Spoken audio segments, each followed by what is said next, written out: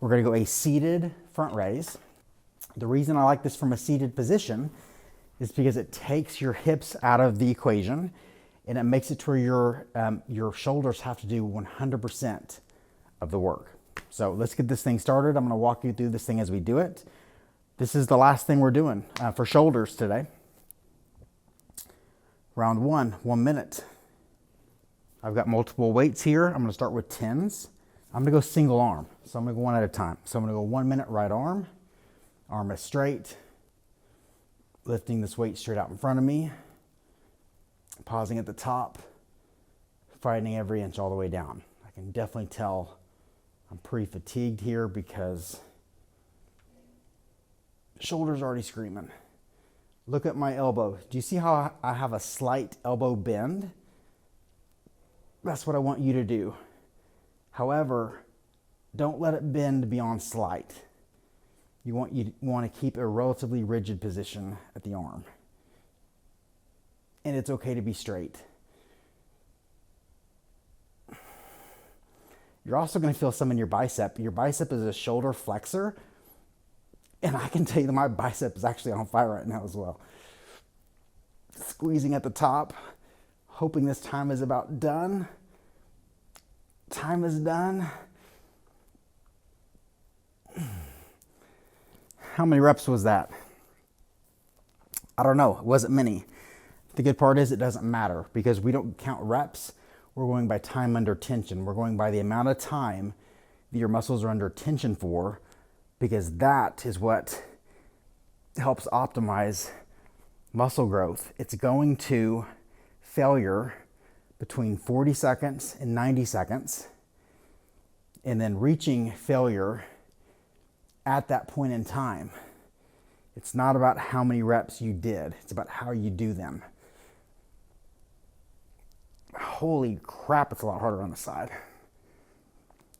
So when I was doing that standing press, my left arm was really hard to maintain position. As you can see in this single arm variation of the exercise, I've got a ton of weakness on this left side. I gotta drop the weight. This left side is not having it.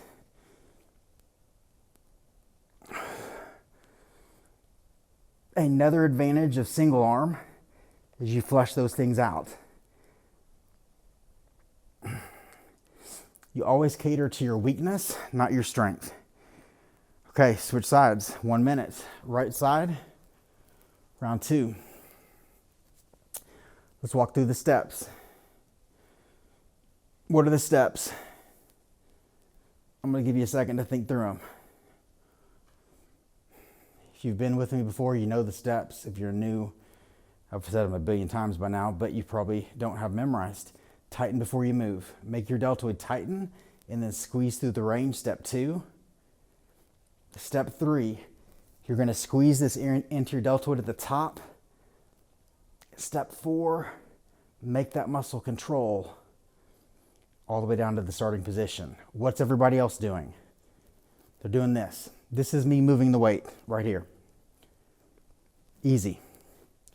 What are we going to do? We're going to make your movers move the weight. Big change. Make your muscles that we're trying to work engage, tighten, and perform the motion. Are you just moving, or are your movers moving? I'm going to say that again. Are you just moving the weight, or are your movers moving the weight?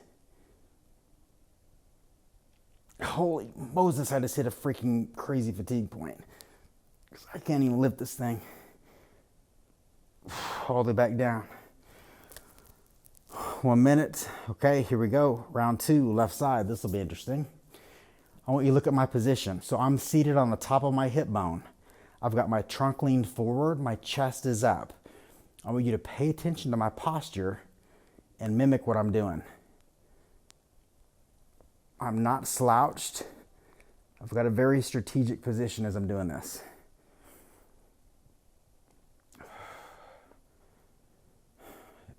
Shoulders are on fire.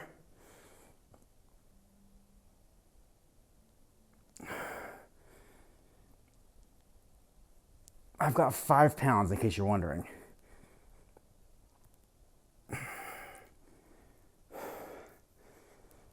This is a really good exercise to drop that weight down and make your freaking muscles own every inch of the movement. You're going to get so much more from it from a muscle growth standpoint. You're going to get so much more from it from a functional standpoint.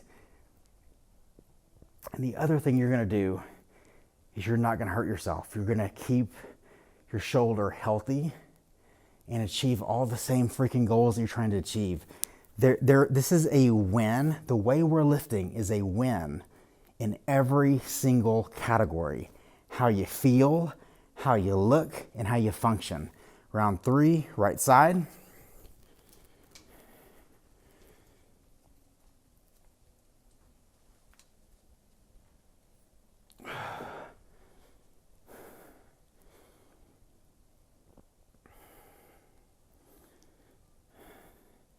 Are you just moving the weight, or are your movers, your deltoids, your shoulders, moving the weight?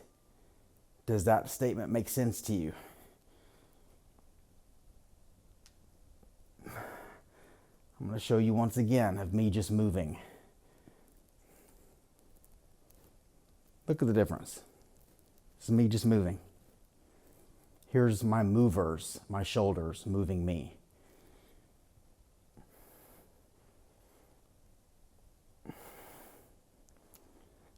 Totally different thing.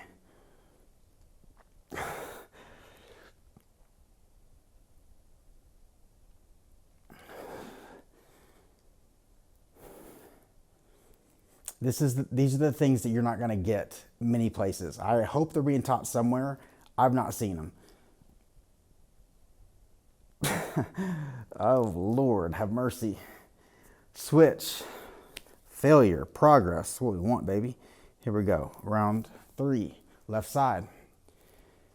Tighten before you move. You're thinking about the top of your shoulders. Squeezing through the range. My shoulders are lifting this weight in an arc. Hands are moving out, up, and back. And now my shoulders are going to control the lowering. Hands are moving out, down, and now back towards my hip. I want you to pay attention to this arc. I'm going to tighten here. The weight is going to move forward till about right here. Now I'm progressively moving upward toward the ceiling, dramatically harder. And now I'm moving progressively back, trying to move back in that arc, squeezing here. Fight every inch all the way down. Once again, I've got 5s. Weight doesn't matter. Let's do it again. Time's up, but we're still doing extra. Forward, upward, maybe. Keep position, keep tension on the muscles. I can't move any higher, so I'm just going to squeeze and hold for 10 seconds. 9, 8, 7, 6, 5, 4, 3, 2, 1. 5. Embrace it. Embrace it. This is where you lose your ego. You got to be ego-less to do this. You have to have the mindset of not caring if you're in a public gym, of what anybody else sees. As a matter of fact, this is kind of a top floor approach. When you have the knowledge to know that you're doing the things it takes to reach the destination that you're going to, but you may look like an alien in the gym. There's no one else. I go to I have multiple public gym memberships to watch people. I'm not creepy, but I like to know what's going on so that I can help teach you guys. And so I go evaluate and I look, how can I teach this better? What are people doing? No one's doing this. Nobody, literally nobody. And it's just because it's not being taught. This is a new experience. This is unique. I love it. Obviously, I'm passionate about it. And I'm also passionate about it because I know what it does. This changed people's lives. Like, it does. It's cool. So hopefully this has been a mindset shift. I hope that today has opened your eyes to something new.